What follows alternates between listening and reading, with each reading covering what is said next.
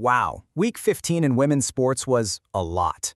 We had these incredible highs and some really tough lows. We saw history get made, huge deals get signed, and some debates that have everybody talking. So let's get right into it. I mean, just look at this summary. A 9-year losing streak completely shattered. A pay raise that can honestly change an entire sport forever. And a debate that gets to the very heart of what fairness even means. Yeah, that was Week 15. So first up, let's talk about the breakthroughs. These weren't just simple wins. These were moments that felt like they shifted the ground underneath our feet. So what's with this number, 9? Well, imagine training for 9 years, hoping for 9 years, and losing to your biggest rival for 9 straight years. That's a heavy weight to carry. You can just feel the emotion behind this one. We're talking about the boat race, that legendary rowing rivalry. Cambridge had been on top for almost a decade. And this week, Oxford's women's team finally broke that streak. And this was so much more than just winning a race. You could see it on their faces. It was this massive emotional release, and it completely changes the story of one of the most iconic events in sports. Just a truly historic moment. Okay, so from a huge win on the water, we're moving to a monumental win at the negotiating table. The WNBA made some serious waves this week, and it wasn't just for what happened on the court. The players locked in a brand new collective bargaining agreement, which is basically the contract for the whole league. And the gains are incredible.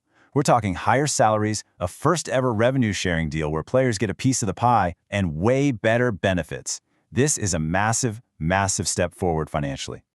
But, Week 15 wasn't all good news. It also really forced us to look at some of the tough realities and the big battles that athletes are still up against.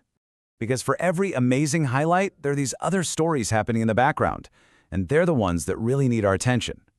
A really big investigation in Czech women's football uncovered a whole system of abuse.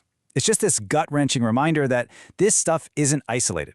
It's a global issue, and it shows how badly we need better ways to protect athletes everywhere. At the same time, a totally different kind of battle was playing out in Alpine skiing, a really serious injury crisis. I mean, so many top skiers are out for this season.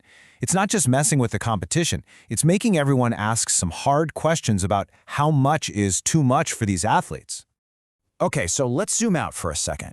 All these individual stories, they're part of these bigger trends that are shaping everything in women's sports right now. From really complicated debates to just straight-up dominance. One of the biggest debates out there got reignited this week, all around new IOC rules for transgender athletes. And it really boils down to two core ideas pushing against each other. On one side, you have fairness, which focuses on biological advantages. On the other, you have inclusion, which is all about the right for every athlete to be able to compete. It's incredibly complex, and there are no easy answers here. Now, let's switch over to college hoops for a minute. As the NCAA women's tournament moved along, people started asking a pretty interesting question. Hey, where are all the upsets? And right there, that's the hidden story. The fact that it was also predictable is the story. What it tells us is that a few top-tier teams are starting to pull away from the pack. That gap between the elite and everyone else, it seems to be getting wider. And speaking of dominance, some athletes are just on another planet. Even with all the injuries happening in her sport, skier Mikaela Shiffrin was just untouchable. She locked up another overall World Cup title, adding another historic record to her absolutely legendary career. So what does it all mean? Week 15 gave us incredible breakthroughs and heartbreaking setbacks. It gave us fierce debate and undeniable greatness. It kind of leaves you with this one big question. When you see all these triumphs and all this turmoil happening at the exact same time, what does that really tell us about where women's sports are at today?